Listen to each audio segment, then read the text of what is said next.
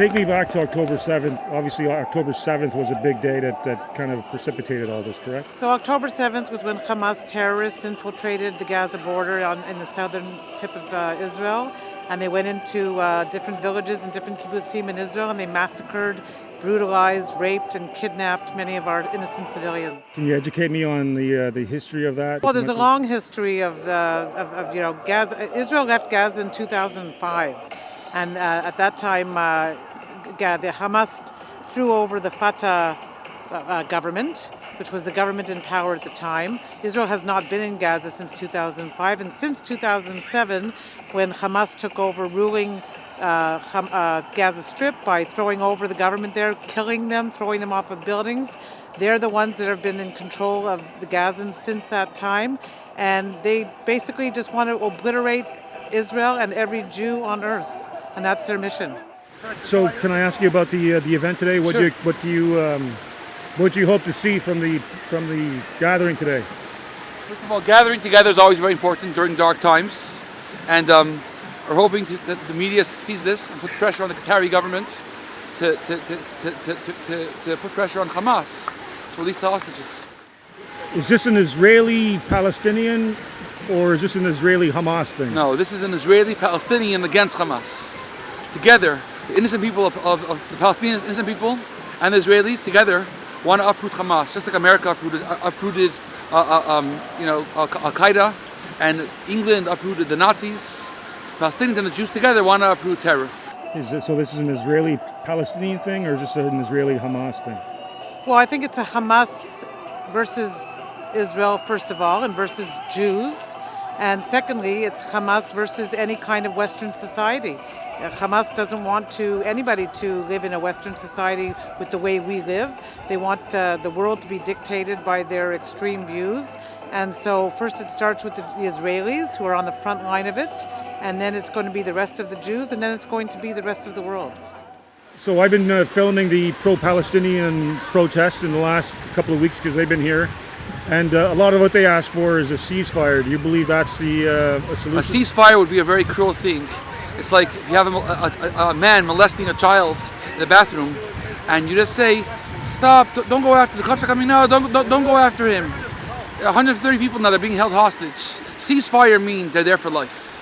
They're being held in cages. So a ceasefire is a very cruel thing. It's allowing people to be held hostage for 120 days. Innocent people, men, women, and children, Jewish and non-Jewish. There are 20 Thai people that are being held hostage. And they're being held hostage. So saying ceasefire is saying just allow them to be kept there in hostage, which is a very cruel thing. And so ceasefire may sound nice, but it's very cruel. It's like leaving behind all the hostages. So I've been coming out to the pro-Palestinian protests and I'm getting their thoughts, and much of what I hear from them is end the ceasefire. Do you believe that is a solution to this? First of all, we feel badly for all innocent civilians that are killed no matter what. But Israel didn't start this war. Israel didn't want this war. If October 7th would have never happened, there wouldn't be a war today. So the whole idea is that Hamas and probably coming from the Iranian regime want to wipe out Israel. They don't want Israel to exist. Israel has offered the Palestinians a state numerous times. We can go back in history. We can tell you about all the times that the Palestinians have been offered a state, and they've denied it and they've refused it because they don't want to admit that Israel has the right to exist. And so until you have an enemy that you can actually talk to because they recognize both sides, there can't be a ceasefire when you have terrorists who are willing to infiltrate your country and do what they did on October 7th. And they've been throwing rockets at Israel for years. They've been throwing thousands and thousands of rockets into innocent civilian territories for the last 20 years. They've been doing this since Hamas basically has been in power.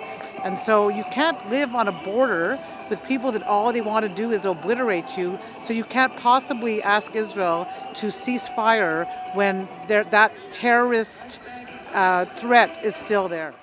Can I ask you what your thoughts were on October 7th?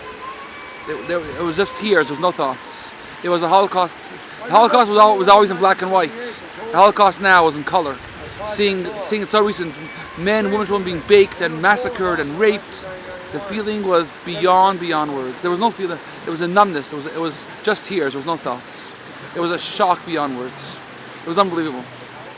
So, if we're looking for solutions to this, what is the outcome? Well, the outcome, Hamas has to be demilitarized. Hamas cannot rule in Gaza. There has to be a government in there that is willing to re-educate their population, not spend all the billions of dollars that they've received over the years from countries and from everywhere else.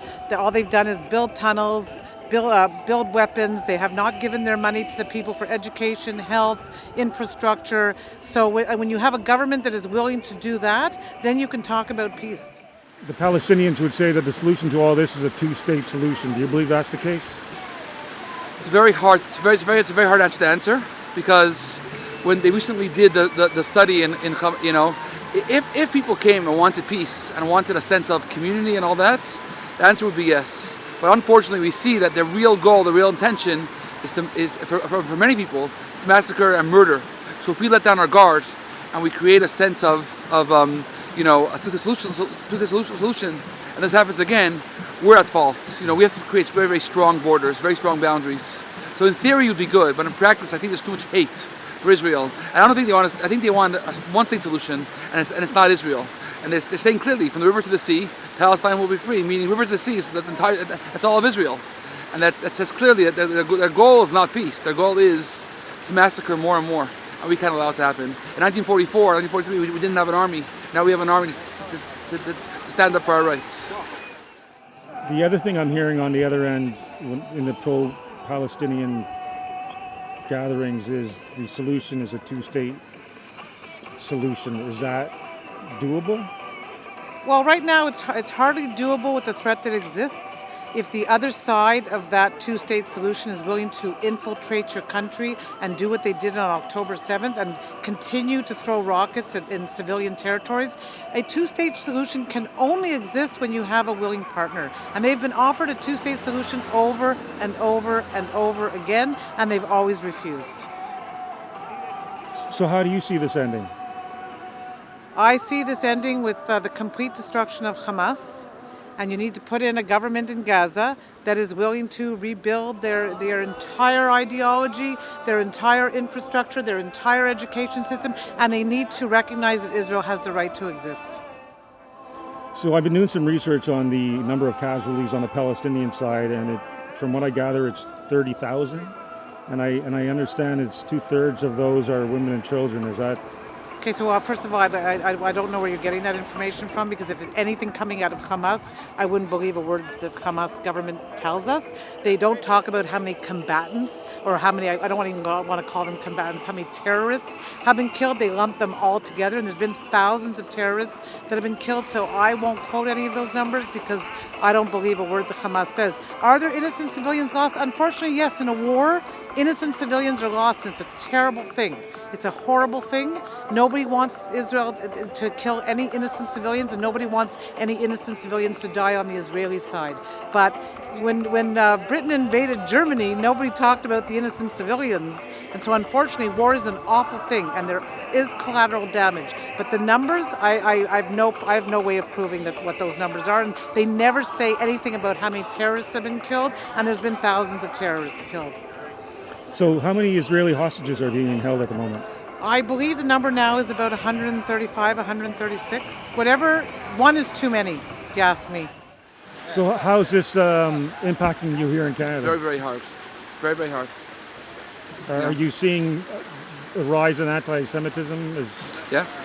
Because the media portrays it as if Israel's the bully, and it's not true. When Britain fought against Germany, there were many more Germans killed than British. Would anybody say the Nazis are right? Because many more were killed. Sadly, many Palestinians were killed. Innocent Palestinians were killed. Sadly, very, very sadly. But it's not Israel's fault. Israel has to do their right, their due diligence to defend their own citizens. Israel's doing what every country should do. If there are hostages taken in Canada, I would hope Canada would go out there and fight for the hostages. So Israel's doing what every country should do. And people should know this is not a fight between Judaism against Islam. This is a fight between the pure and the pure evil. This is a fight between good, fine people and barbarism and cruelty. and cruelty has to end. The Nazis were defeated, Hamas was defeated, and Hamas has got to be defeated. How do you see this ending? Just in the With a landslide victory. It's the only way. You can't allow Nazis to prosper. Nazis have to be defeated. These are Nazis, Hamas Nazis. Is there a message you'd like to share with anybody who would be willing to listen from the Palestinian side? Well, my message is, in what world do we live in that we are even talking about the release of innocent hostages, babies, teenagers, elderly, Holocaust survivors? In what world are we living in that this is even a discussion about whether this is right or wrong, or whether this is good or evil? So release the hostages. And for the Palestinian people, if you want to live in a safe society, get rid of Hamas.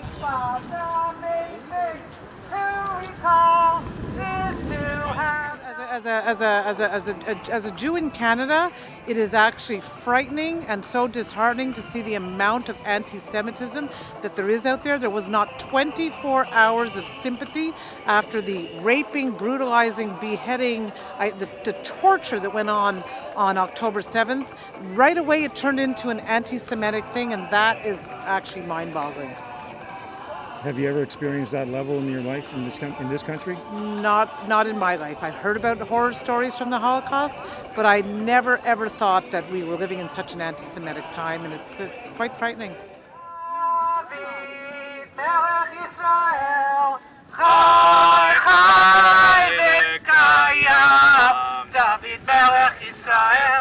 So let me ask you this: if you cross the paths with a Palestinian in this country, how do you react to them? Because there is at 2 o'clock this afternoon, there's a pro-Palestinian protest down on Wellington Street. We're not interested in getting into fights with Palestinians, first of all. And first of all, if you want to go back into the history of Palestine, you have to do your homework and go back into how Palestine was even named. So virtually even Israelis that were living in that area are Palestinians, so-called. There was never a Palestinian state. Gaza was controlled by Egypt, and the West Bank was controlled by Jordan. Okay, so during the 1967 war, Jordan lost. They gave the West Bank to Israel, and in the 1973 war, I believe that was the right time. I think I have the right time frames. Egypt kept the Sinai, and they told Israel to keep Gaza. Those countries never offered them a state. Why didn't those countries offer them a state? Why is it only Israel that has to offer them a state? Meanwhile, those other countries didn't offer them a state. I have nothing against a Palestinian that walks by me on the street. We all want to live in peace. That's why it's called the Israeli Defense Forces, because they only go on the defense. Israel never attacks any country. They've only had to defend themselves. In every single war, it was the Arab countries that attacked Israel. Israel has never gone on the attack. So that is something that people have to keep in mind. And right now, Israel is at the front line of good versus evil. And it's coming here. If people don't realize that it's coming here, then they need to wake up. They need to look what's happening in Europe. Look what's happening on our university campuses. There is no reason for people to be jumping on this bandwagon when it is really good versus evil, and Israel's just at the front line. What were your thoughts on the World Judicial Court? I guess the World Court. That's a joke. That's not for South Africa, first of all, to be calling anybody else an apartheid state is a joke, and for South Africa to be holding court. South Africa is doing that because South Africa's government is failing, so they needed to bring the attention on to something else. But if you ask me, South Africa now has aligned themselves with the terrorist regime of Iran. Do you believe that genocide is taking place? There's no genocide. First of all, Israel's never called for the extinction of any people, but yet Hamas and their allies are calling for the extinction of Israel and the Jews. We don't have signs that say wipe out the Palestinians or wipe out the Gazans. They have signs that say that. They have signs that are asking for another Holocaust. They have signs that are asking to wipe out the Jews all over the world. We are not asking. If Israel wanted to wipe out Gaza, they can do it in about 3 hours. Israel goes to more lengths to protect their civilians by giving them a safe passage, by putting leaflets, by warning them. No other country does that, and no other country is expected to do that because Israel is held to a different standard. From a Canadian standpoint, I was curious about how the nation, our country, is going to move forward. When we're dealing with world issues and they're so far away, Israel is a long distance from here. I'm particularly curious about how our nation moves forward. Well, Israel's a long distance from here. However, we have citizens here that are Jewish, and the Hamas and the terrorists. There's also the Islamic Jihad. I can name a bunch of other ones. Those terrorists want to take over the entire Western civilization. So it is a problem for Canada because if it's whatever's going on over there is going to come to our doorstep. And so we have to be careful that it doesn't. And we have to vote for the right people in the UN. We have to make the proper votes. We have to be on the side of good, not on the side of evil. And we can't give money to these terrorist regimes. We have to call the IRGC what it is. We have to call the Iranian regime a terrorist organization. We have to name these groups terrorist organizations. We have to not fund UNRWA, which has been proven to be linked to Hamas over and over again, whether it's in the schools or the mosques, the education, the employees of lots of them have been linked to the Hamas and have been linked to October 7th. We have to make sure that it doesn't come to our doorstep. And we have to protect all our citizens in this country, and that includes Jews. So I see your gathering is getting a little larger here. Can you, again, tell me what the ambition of today is? The ambition of today is to just, again, bring attention to the hostages. There's been talks lately going on. Qatar is very involved in those talks, and we're trying to put pressure on Qatar to really, really, really pressure Hamas to give up the hostages and release the hostages, because those hostages do not deserve to be there. They're being tortured, they're being raped, they're being brutalized. Red Cross hasn't seen them, nobody's seen them. They're unhealthy, they're being victimized, tortured. We need to get them home.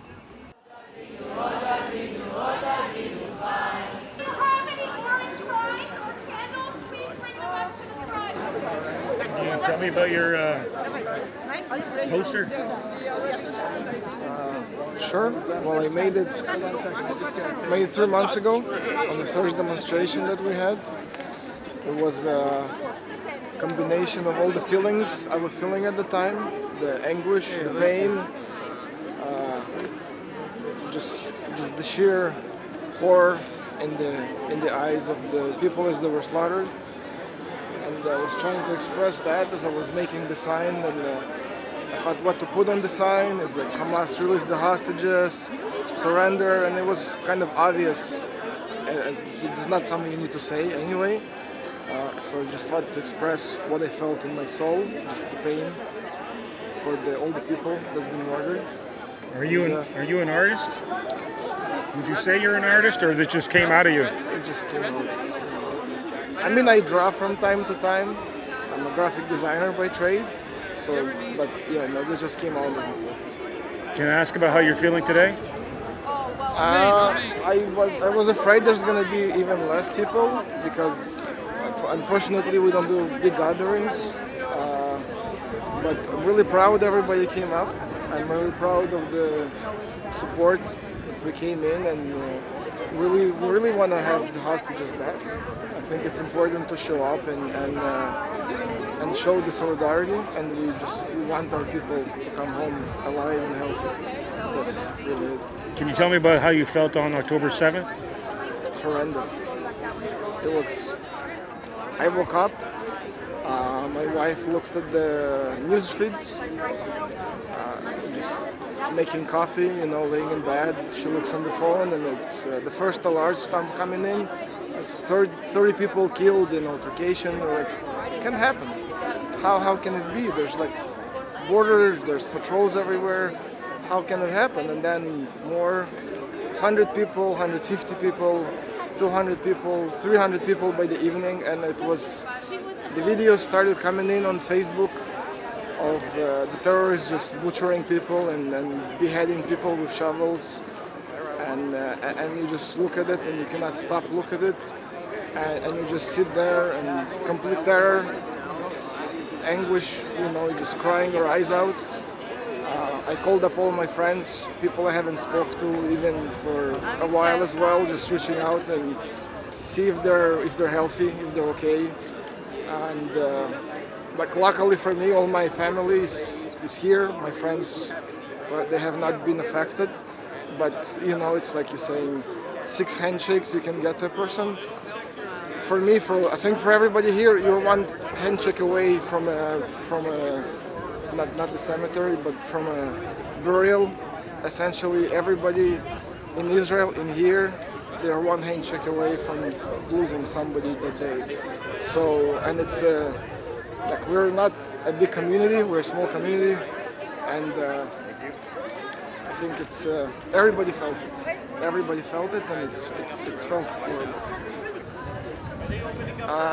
So I think the part that hit me the most, not the most, but the part that really kind of bears on the soul as well, is that when October 7 happened, like we were in pain as Israel people, as Jewish people, we were in pain. The whole world was supposed to be in pain, I thought. And then October 7th, October 8th, before anything really happened, except the massacre, we see people on the streets with flags, celebrating really with glee and happiness. And even in Canada, in Ottawa, in other places, you have a few thousand people walking on the streets with the flag after a massacre. And it's just horrendous to see that in your city I live here for 18 years, right? I've been here longer than I lived anywhere else. I consider myself Canadian, well, Israeli, Canadian, Jewish, whatever. I've been here, lived here longest. And knowing that in your city there's thousands of people that on the day of a massacre, the next day of the massacre, they come out to the streets and they celebrate it essentially, it's just horrendous, right? And then seeing that in the schools, I emailed the school the next day, they like, oh, something happened in Israel, so bad. And I emailed back and I said, please look out for the kids who are gonna come to school wrapped in Palestinian flags. Because my son is Jewish, he's not gonna come in Jewish flag to school in solidarity because he knows he's gonna be jumped. The kids coming to school on October 9th.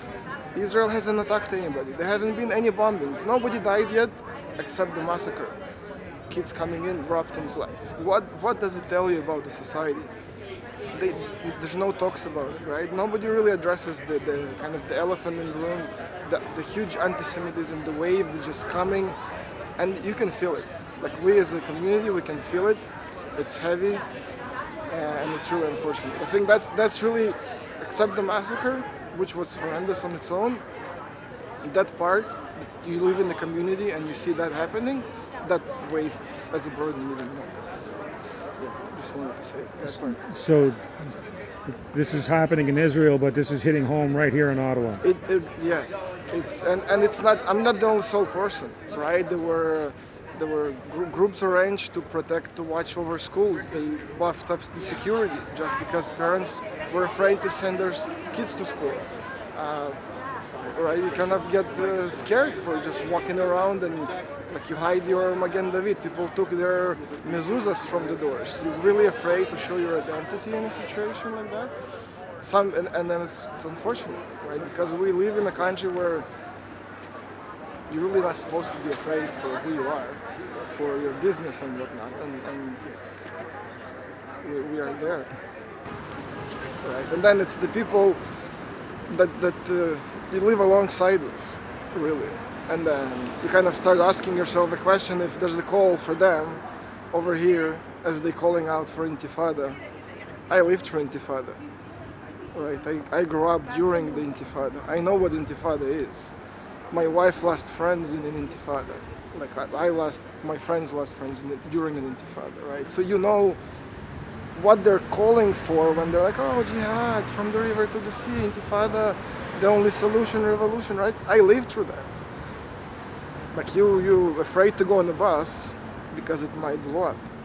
You're afraid to go to a pizza parlor because it might blow up. Wedding halls, pizzerias, clubs, almost weekly, there was thousands of Israelis died during those events. Right, so kind of you live through that, and you realize you don't want to. When you hear people shouting that, and they don't really know what they're asking for or what they're saying, right? And it's painful. So do you want to tell me about how important it is for you to protest and how you feel about the actions of last week? Yeah, well, I feel signs contain a message, and the message in protests are our voice. It is how we are heard. People walking by on the ground, the first thing they see is usually a flag or a sign. So the message is important, and I let the sign speak for me, either in the form of facts or questions. And I do make my own signs, since even before the convoy came, and I hand make them. It's improved since then, and I made improvements. Be more creative, try to think out of the box, trying to appeal and attract first attention with my upside down freedom liberté. And people have their innate nature to tell me that the sign's upside down. And I usually respond to them, yes, I know, the world's upside down. And automatically they smile, they laugh, they agree, thumbs up. Most of them, 99%, are positive. And they do realize some sense there is something very, very wrong with what's going on with our country, with our government, with everything's going on, our schools, etc. So being out here, planting seeds is very important to me, making people think. I don't want them to think like me, I just want them to think. That's one of my signs. I have many signs that I think resonate with people, and I just hope that people do pay attention, do ask questions, and continue doing so, realizing that we are in the fight, a spiritual fight for our lives. I'm not going to lie to you. I was kind of one of the first. I was one of those people who said, "Hey, your sign's upside down." I didn't realize that you actually did that on purpose. Yeah, it's on purpose. So I'm trying to think out of the box, and so far I think it's worked pretty well from pedestrians and cars. Cars often stop, even police cars, city trucks, paramedics, bylaw officers, RSMP, CBC reporters in the cars. I don't think they get it right away, but as soon as I answer them, they get it. They get it, but are they going to do anything about it? That's the thing too, what to do next. It's been over 700 days, and we're not stopping since the truckers' convoy. Just like the Coach boys are in for over 700 days, them too. They're holding a line down there. But we never stop protesting, and we're getting all kinds of reactions and stuff, yes. If that's the case, then no one has a better vantage point of all the different protests that happen on the street. Yes, because we meet them on a regular basis. They come, there's all kinds of countries. There was like 2 or 3 countries today are protesting. So yes, we meet with them, we speak with them, and most of the time, 90% of the time, we always come to the conclusion that it's the guys on top, so a government, mistreating our people, starving them, hurting them, any kind of way, medical or you can name it. But yeah, we all know the problem, what it is. It's our system. Since I started 2 years ago, there have been a lot of resistance, especially in the locals. And but since then till now, they're responding, and more thumbs up than thumbs down, or fingers, middle fingers. It is encouraging. However, we do have a long way to go. People have to understand what exactly our freedoms are being infringed upon, and then what they can do about it. So we also have to provide solutions. There are solutions, lobbying to MPs and such, letter writing campaigns, everything from holding a sign on the street to going to trustees, school meetings, etc. There's so many things that can be done, that should be done, and we have to put pressure on our politicians. And of course, the politicians have to stop listening to the global elites who are, in fact, controlling them through open agendas right now. So tell me about the picture here. Yes, this is a picture about Billy Dalton. We got tased because we're, like you see on me, I got a megaphone, I got a duck call, and I use a little hockey blowhorn that you can blow, and my voice. Probably my voice is way louder than all of them. But Billy got tased just for blowing a horn. They came at him, they ran into his back, they made him fall on the ground, and then they were shooting their taser at us. I don't know why, because they got. We've been dealing with them a lot of times, and we're not here to hurt them or hurt anybody. We're here for peace, and so they pointed the tasers at us and said, "Who wants to be next? Like, move away." And we were telling them, like, "Come on, he just blew a horn, so it's ridiculous, whatever is happening." And they tased him, and yeah, just for a horn in Canada. And you said he's not allowed. 50 meters from 90 Wellington. But the altercation happened right there in the middle of the road, the pedestrian sidewalk. But he's allowed in there. So Billy's the guy with the blue jacket there. He's still protesting. That's not going to stop us or stop him. And yeah, that's what happened now. Canada is getting dictated. There's a script, I think, that's written, and the people on top want to make sure that everybody follow the order, and some might lose their job if they don't comply, I guess. So tell me about how you feel about the importance of being able to protest on a daily basis here on Wellington Street. It's really important because it's written in our the Charter of Rights. It's written right here on the wall of the Parliament. And movement, speech. This is Canada. This is not known for being restricted for expressing yourself. If you stood out here for as much time as you said you had, 2 years, you would get quite an education just based on the number of different protests that actually happen in this city and within this one block area. You are getting quite an education on world politics, if I could guess. Yes. One very interesting thing is we do get visitors from all over the world. Different languages, different cultures, different politics. But everything and everyone has one thing that resonates and is common with everyone, is their desire for freedom. Freedom from oppression, freedom from corrupt governments, freedom from communism, Marxism. And that is one thing that I do find people do respond. So they do respond to the sign. And my parents are from communist China, my grandparents too. And I have a sign that says, "People from communist countries know tyranny when they see it." And I ask, do you?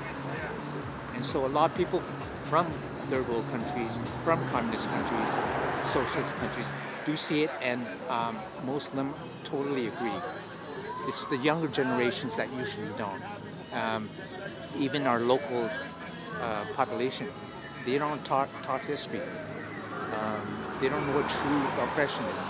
They forgot what happened during the world wars and so on. So everyone needs a better education and less controlled education. And the media is also responsible for all this indoctrination.